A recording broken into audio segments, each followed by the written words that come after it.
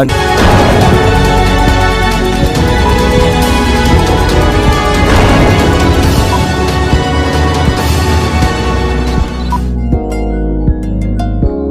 பேர் Johnson Swamidas. HM நான் retire ஆகிருக்கிறேன். எனக்கு 3 பிள்ளைகள். நான் திருநெல்வேலி டக்கர மாவட்டத்தில் இருக்கேன். 2021 நவம்பரில் எனக்கு யூரின் அடிக்கடி போயிட்டே இருந்தது.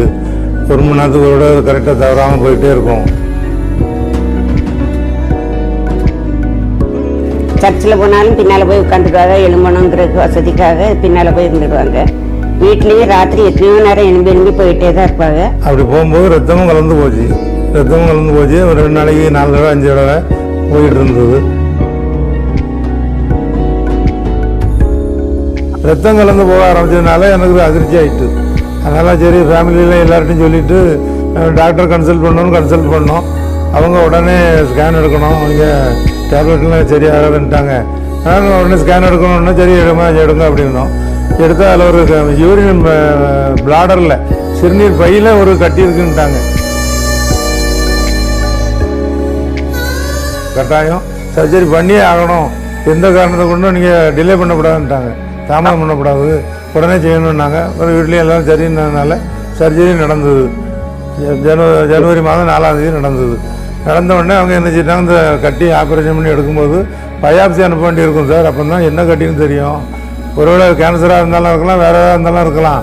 அதனால் பயாப்சி அனுப்பணுன்னாங்க. அனுப்பிட்டு ஒரு 5ஆவது நாள் இந்த சாம்பிள் ரிசல்ட் வந்தது. வந்த ரிசல்ட்டை பார்க்கும்போது எங்களுக்கு இதாகிட்டு போகுது. அதில் அவங்க கேன்சர்னு கன்ஃபார்ம் பண்ணிட்டாங்க. 2ஆவது ஸ்டேஜ் கடைசி, 3ஆவது ஸ்டேஜ் ஆரம்பம்னு சொல்லிட்டாங்க. கேன்சர் அப்படிங்கிறத வேற எங்கேயோ கேள்விப்பட்டிருக்கோம். ஆனால் இன்னைக்கு நம்முடைய குடும்பத்தில் இந்த மாதிரி ஒரு அப்பாவுக்கு கேன்சர் அப்படிங்கும்போது எனக்கெல்லாம் டோட்டலி கொலாப்ஸ் ஆன மாதிரி இருந்துச்சு. இப்படிப்பட்ட சூழ்நிலையில் 2022 ஜனவரி 17ஆம் தேதி ட்ரீட்மெண்ட்டுக்காக திருவனந்தபுரத்துக்கு போய் ட்ரீட்மெண்ட் எடுக்கணும்னு முடிவு பண்ணணும். இதற்கு இடையில் 16ஆம் தேதி ஞாயிற்றுக்கிழமையாக இருக்கிறதுனால ஜபிக்கலாம் வாங்க ப்ரோக்ராம் அங்கே 4 மாவடியில் நேரலையில் கலந்துக்கணுங்கிறது ஒரு ஆசை இருந்தது.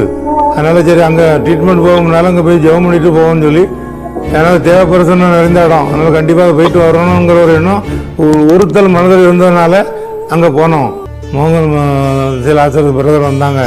இயேசு சுகம் தருகிறாருன்ட்டு அப்படியே சொல்லிகிட்டே தலையில் கையை வச்சு ஜெபம் பண்ணாங்க. கேன்சர் கிருமியை கொண்டு வருகிற பொல்லாத அசுத்தாவியே கையை தூரம் எடு அப்படின்னு சொல்லி அதட்டி ஆவியை கடிந்து கொண்டு ஜெபம் பண்ணாங்க.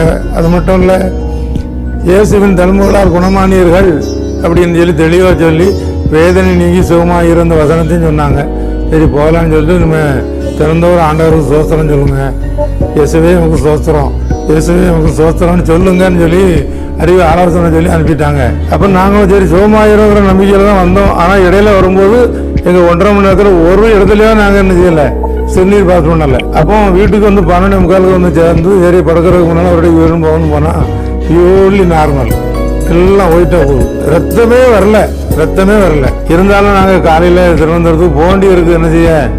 அதனால் திருவனந்தபுரத்துக்கு புறப்பட்டு போனால் டாக்டர் அவர் என்ன செய்தார், அவர் வழக்கமாக கேன்சருக்கு என்னென்ன டெஸ்ட் எடுப்பாரோ அதெல்லாம் எடுத்துகிட்டு பார்த்துட்டு கேன்சருன்னு கன்ஃபார்ம் பண்ண முடியாதுன்னு திட்டவட்டமாக சொல்லிட்டார். அப்போ நாங்கள் கேட்டோம் வேறு ஆப்ஷன் இருக்கான்னு கேட்கும்போது அவர் என்ன சொன்னார், MRI ஸ்கேன் ஒன்று எடுங்க, அதை பார்த்துடலாம். உடலில் அந்த சிறுநீர் பையில் கேன்சர் கிருமி பரவி இருக்குதா, உடல் முழுவதும் பரவி இருக்காங்கிறத அதில் பார்த்துடலாம். அதில் ஒரு வேடிங் வரும், அதை பார்த்துடலாம். ரிசல்ட் வந்தால் தான் தெரியும். எங்களுக்கு ரிசல்ட் 10 நாள் வழி தான் கிடச்சிது. அதனால் திருப்பி பதற்றத்தோடு தான் ரிசல்ட்டை பார்க்குறதுக்கு ரிசல்ட்டை வாங்கணும். MRI ஸ்கேன் ரிப்போர்ட் என்ன மாதிரி வந்துச்சு அப்படின்னா நோ டிஃப்யூஷன் வந்துட்டு. நோ டிஃப்யூஷன்னா கேன்சர் நோய் பரவல் இல்லை, கேன்சர் கிருமி பரவல் இல்லை, அதான் அதுக்கு அர்த்தம். இப்போ 3 வருஷம் ஆகுது. அப்பா எந்த ப்ராப்ளமும் இல்லாமல் ஆண்டவருடைய கிருபையினால நல்லா இருக்காங்க. இப்போ என்னை பார்த்தா கேன்சர் பேஷண்ட் யாருமே சொல்ல மாட்டாங்க. அந்த அளவுக்கு கடவுள் பூரண ஆரோக்கியத்தை கொடுத்து இந்நாள் வரைக்கும் நடத்திட்டு வந்திருக்காரு. என் வாழ்க்கையில் இவ்வளோ பெரிய அற்புதம் செய்த ஏசப்பாவுக்கு நன்றி. பிரியமானவர்களே, நீங்களும் இதே போன்ற அற்புதங்களை பெற்றுக்கொள்ள வேண்டுமா? ஜீவனுள்ள சாட்சிகள் ஆசீர்வாதங்களை